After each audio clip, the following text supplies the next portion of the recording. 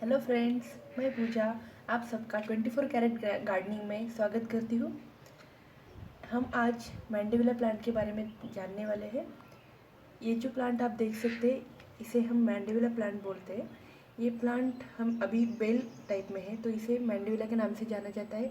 अगर यही प्लांट आपको बुशी टाइप में मिलता है तो इसे डिप्लाडेनिया के नाम से जाना जाता है। अगर अभी ये प्लांट जो है मैंने नर्सरी से लाई हूँ, इसे तकरीबन मुझे लाके 1 से 1.5 साल हो गया है। आप इसे देख सकते हैं कैसे कितना अच्छे से ग्रो किया है इसने। और ये जो है इसके फ्लावर्स जो कि रेड कलर में है, देखिए कितने अच्छे तरीके से फ्लावर्स आए हैं। और इसके जो प्लांट्स है, प्लांट के जो लीव्स है वो डार्क ग्रीन कलर के होते हैं। ठीक है, आप सब देख सकते हैं इसको। अभी इसकी कॉस्टिंग के बारे में अगर देखा जाए तो नर्सरी में इसकी कॉस्टिंग 200 से 500 तक है। ओके, अभी ये जो कॉस्टिंग है 200 से 500 तक कैसे वैरी करती है, तो ये जो कॉस्टिंग है इसके फ्लावर के कलर्स के ऊपर वैरी करती है। अभी जैसे कि ये रेड कलर का फ्लावर है, तो मुझे ये 400 रुपये में प्लांट मैंने लाया है नर्सरी से। अगर यही प्लांट मुझे वाइट कलर के फ्लावर में लाऊंगी तो मुझे कम रेट में मिल जाएगा। अगर इसी में हमें पिंक कलर भी है, येलो कलर भी है, मल्टीपल कलर्स है इसमें, तो इसी प्रकार से हमें नर्सरी में अलग अलग वैरायटी में अलग अलग प्राइस में ये प्लांट मिल जाएगा। अभी इसकी जो कॉस्टिंग तो हमने देख ली है। अभी इसमें ये जो प्लांट के बारे में कुछ बातें हैं जो कि अलग अलग लोग जो बोलते हैं कि ये परमानेंट प्लांट है या नहीं है। ठीक है, तो मेरा मानना है कि ये परमानेंट प्लांट है, क्योंकि मैं इस प्लांट को मुझे लाके तो 1 डेढ़ साल हो गया है। तो अभी तक ये बहुत अच्छे से आप सब देख सकते हैं इसको, और इसकी फ्लावरिंग भी बहुत अच्छे से आई है। तो ये जो परमानेंट प्लांट है, बट इसकी फ्लावरिंग का एक टाइम पीरियड है। ठीक है, इसका जो फ्लावरिंग का पीरियड है वो है मंथ ऑफ फेब से मंथ ऑफ अक्टूबर तक, ये इसकी फ्लावरिंग का पीरियड है। और इसका जो डॉर्मेंसी पीरियड रहता है वो विंटर सीजन में रहता है। अभी इसमें डॉर्मेंसी पीरियड में क्या होता है कि इसकी जो मतलब इसकी जो केयरिंग है वो अच्छे से लेनी पड़ती है, और उसकी जो ग्रोथ है, ठीक है, वो स्टॉप होती है डॉर्मेंसी पीरियड में। बट ये प्लांट अच्छे से रहता है, मतलब ये पूरी तरह से डिस्ट्रॉय नहीं होता है अगर हम इसकी अच्छे से केयर ले तो। इसे मेन चीज़ क्या पसंद है, इसको सनलाइट पसंद है ये प्लांट को। तो सनलाइट में भी हम अगर इसे सुबह की हल्की हल्की धूप दें, या फिर शाम की जो धूप रहती है हमारी, जो ढलती हुई धूप रहती है, वो दे तो वो बेस्ट रहेगी इसके लिए। बट ध्यान रखें कि इस प्लांट के लिए आप दोपहर की जो धूप है उसमें ये प्लांट को ना रखें। अगर आप इसे दोपहर की धूप में रखोगे तो इसके जो पत्ते हैं वो जल जाएंगे। यहाँ पे भी कुछ है मेरे पास जो पत्ते पीले पीले पड़े हैं, यहाँ पे देखो ऐसे। तो ये बस ज़्यादा धूप होने के कारण हुआ है। तो हमें इसे कुछ नहीं, निकाल दो इसको बस, ये अच्छे से हो जाएगा। ठीक है, अभी ये तो हो गया इसके डॉर्मेंसी पीरियड के बारे में कि कैसे उसको, उसका मतलब लाइफ कितना है, या फिर उसे हमें कैसी धूप लगती है। ठीक है, अभी ये जो है हमें इसके सॉइल के बारे में देखते हैं। ठीक है, उससे पहले क्या है ना, सॉइल सॉइल के बारे में तब देखेंगे जब हम इसको रिपोर्ट करने वाले। बट हम जब नर्सरी से इस प्लांट को लाते हैं, ठीक है, तो उसको हमें तुरंत रिपोर्ट नहीं करना है। मतलब जब भी हम कोई भी प्लांट नर्सरी से लाते हैं वो या तो छोटे पॉट में रहता है, जैसे कि आप यहाँ पे देख सकते हैं छोटा पॉट है, या फिर किसी बैग बैग में रहेगा। तो आप जैसे भी लाते हो उस प्लांट को, उसे उसी सिचुएशन में अपने घर पे डालने के बाद रखिए तकरीबन 10 से 15 दिन के लिए। अभी इसका एक मेन रीज़न है कि क्यों हमें वैसे ही रखना है, क्योंकि जो हमारा एनवायरनमेंट है, जो हमारे घर का एनवायरनमेंट रहता है और जो नर्सरी का एनवायरनमेंट रहता है वो अलग अलग रहता है। ठीक है, कोई भी आदमी हो या फिर प्लांट हो, उसे तुरंत एनवायरनमेंट चेंज नहीं सह सकता वो। इसलिए हमें उसे जब तक वो इस एनवायरनमेंट में फिट नहीं होता, उसे उसी टाइप में रखना है जैसे कि हम उसे लेकर आए थे। ठीक है, तो 10-15 दिन होने के बाद आप उसे रिपोर्ट कर सकते हैं। मतलब अगर आप उसको ज़मीन में लगाना चाहते हो, ज़मीन में लगाओ, या फिर आप इसे किसी भी पॉट में लगाओ। ये जो प्लांट है वो फास्ट ग्रोइंग प्लांट है, तो मैं तो सजेस्ट करूँगी कि आप उसे छोटे पॉट में, ऐसे छोटे पॉट में ना लगाएं, क्योंकि इसमें इसकी ग्रोइंग बहुत फास्ट है। तो फिर आप इसे कम से कम 12 इंच के पॉट में लगाइए। ठीक है, तो फिर ये बेस्ट रहेगा। उसके ग्रोइंग के लिए। अब ये सब उसके हम लाने के बाद उसको पॉट तो हमने कर लिया अभी कौन से प्लॉट में लगाना है, बट अभी उसके अंदर सॉइल भी डालनी होगी हमें, ठीक है। तो अभी वो सॉइल कौन से टाइप की डालेंगे हम लोग, यहाँ पे देख सकते हैं आप सॉइल इसकी, उसे इस प्लांट को ज़्यादा से ज़्यादा मॉइस्चर अच्छा लगता है, मतलब उसको मॉइस्चर रहना चाहिए उस सॉइल में। तो उसके लिए हमें सॉइल मिक्सचर टाइप के रखनी है। तो मैं आपको उसका परसेंटेज बताती हूँ सॉइल कैसे रखनी चाहिए हमें।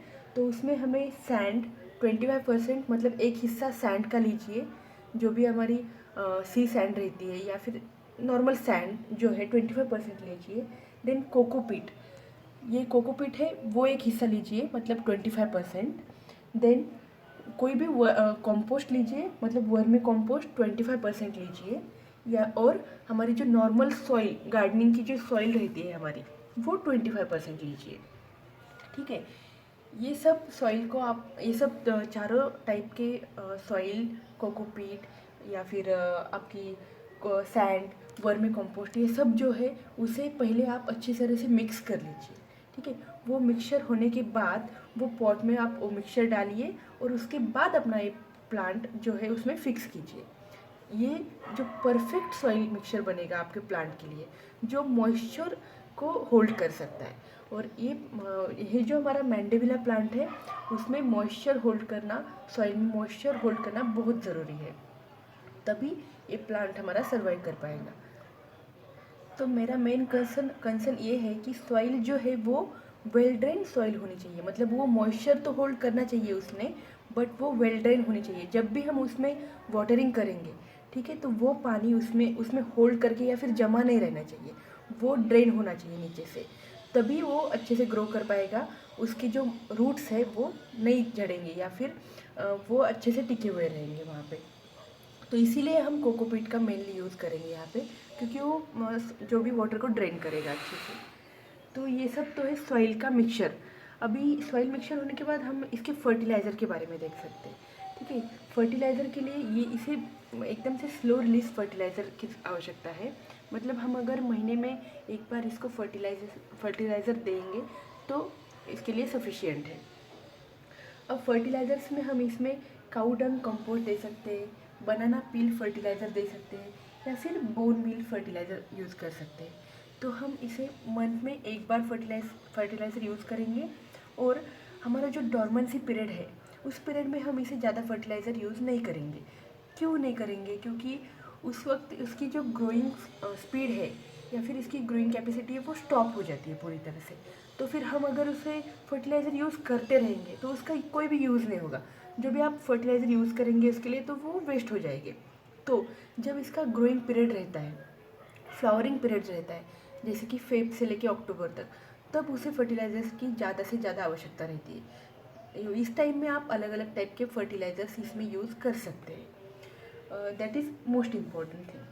अभी कोई भी प्लांट अगर हम लें तो ऐसा नहीं है कि उस प्लांट में कोई भी डिसीज नहीं होगा या फिर कोई भी इसका अटैक नहीं होगा। तो इस प्लांट पे भी हमें मिली बग्स और स्केल्स का अटैक होता है। तो अभी अटैक तो होता है, बट उसको प्रिवेंट कैसे करें, उसको क्योर कैसे करें, that is a main concern. तो उसे क्योर करने के लिए हमें नीम ऑयल का स्प्रे पूरे इस प्लांट पे करना है, मतलब जो भी उसके फ्लावर्स रहते हैं, जो भी उसके पत्ते रहते हैं, यहाँ पे हमें नीम ऑयल का स्प्रे करना है। अभी नीम ऑयल का स्प्रे कैसे करोगे आप? मैं आपको सिंपल, मतलब उसके अलग अलग मिक्सचर है, अलग अलग परसेंटेज में उसको मिक्स किया जाता है। नॉर्मल मिक्सचर मैं बताती हूँ आपको। कोई भी बॉटल में 1 लीटर पानी लीजिए और उसमें 1 चम्मच नीम ऑयल का डाल दीजिए और इसको अच्छे से मिक्स करना, ठीक है। और वो जो आपका मिक्सचर तैयार होगा वो पूरे उसके प्लांट्स के रूट्स पे, उसके इस पे ब्रांचेस पे, लीव्स पे, सब इस पे आपको बस स्प्रे करना है। तो उससे क्या होगा कि आपके प्लांट्स पे जो जिस भी बग्स का अटैक होगा वो क्योर हो जाएगा। वो मील बग्स और स्केल्स के अटैक्स कैसे होता है या फिर कब हुआ आपको पता चलेगा, जब भी आपको आपके प्लांट पे मील बग्स या स्केल्स का अटैक होता है, तब आपके जो भी हमारे प्लांट पे अगर किसी भी बग्स का अटैक होता है तो उस प्लांट को उस लीव्स को वो पूरी तरह से खा जाता है। मतलब आपको ऐसे प्लेन प्लांट नहीं, प्लेन लीव्स नहीं दिखेंगे, उसमें ऐसे छेद हो जाएंगे। तो इसका मतलब क्या है कि हमारे प्लांट पे कोई भी बग्स का अटैक हुआ है, तो उसी टाइम पे हमें नीम ऑयल का स्प्रे करना है। अगर अटैक नहीं भी हुआ तो भी आप हर 8 दिन में 10 दिन में नीम ऑयल का स्प्रे करते रहिए, तो आपके लीव्स भी अच्छे से रहेगी और वो किसी भी तरह के अटैक से भी बच पाएंगे। अभी मेन थिंग क्या है कि हम हर बार तो नर्सरी से नया प्लांट नहीं लाएंगे, तो हमें अगर इसे यहीं पे बढ़ाना है, मतलब यहीं पे इसके 2-4 प्लांट्स तैयार करने, तो हमें इसका प्रोपोगेशन देखते हैं कि ये इसका प्रोपोगेशन कैसा है कि ये सीड से भी आता है या फिर इसके कटिंग से भी आता है। ठीक है, सीड से अगर आप इसको लगाना चाहते हो तो उसमें इट टेक्स मोर टाइम, पर अगर हम इसे इसके कटिंग से लगाएंगे तो वो जल्दी से अच्छे से आ जाएगा। अब कटिंग्स कैसे लेंगे आप लोग, ये जो कटिंग्स ले जब आपको लगाना है तो ये जो न्यू प्लांट्स के ऊपर दिख रहे हैं वो वैसे ना ले, जिस भी किसी ब्रांच का थोड़ा सा एज हुआ है लाइक दिस, इसका देखिए थोड़ा सा एज हुआ है, कलर चेंज दिखता है आपको, या फिर ये जो नीचे प्लांट है इसका भी देखिए कलर थोड़ा सा चेंज है, या फिर थोड़ी सी हेल्दी है ये। ठीक है, इसको आप यहाँ से ऐसे कट कर लीजिए। कट करने के बाद कोई भी नया पॉट लीजिए, उसमें आप उसको लगा दीजिए, ये अच्छे से आ जाएगा, कोई बात नहीं। और अगर आपको इसी प्लांट को अच्छे से यहीं पे डेकोरेट करना है, ओके, तो आपको बस क्या करना है कि जो भी नए नए उसके ब्रांचेस आए हैं उसको पिंचिंग करना है। मतलब पिंचिंग मतलब क्या रहता है कि देखिए ये है हमारा पिंच, उसको जस्ट हमें ऐसे करके पिंच कर देंगे तो ये टूट जाएगा, मतलब इसको निकाल देना है। और यहाँ से क्या होगा, अलग अलग नए ब्रांचेस आ जाएंगे। जैसे कि देखिए ये यहाँ पे मैंने पिंच किया हुआ है, यहाँ पे देख सकते हैं आप 2-3 ब्रांचेस दिख रहे हैं आपको। इसी तरह हम अगर हर इसमें नए ब्रांच को पिंच करते रहेंगे तो यहीं पे वो ज़्यादा ब्रांचेस आएंगे और यहीं पे ये प्लांट डेवलप हो जाएगा। और अगर हमें ये तो बेल टाइप में है तो इसीलिए हम इसको डेकोरेट करने के लिए वॉल पे भी सजा सकते हैं। बस इसको आपको क्या करना पड़ता है, सपोर्ट देना पड़ता है। लाइक दिस आप यहाँ पे देख सकते हैं, मैंने इसको एक स्टिक का सपोर्ट दिया है।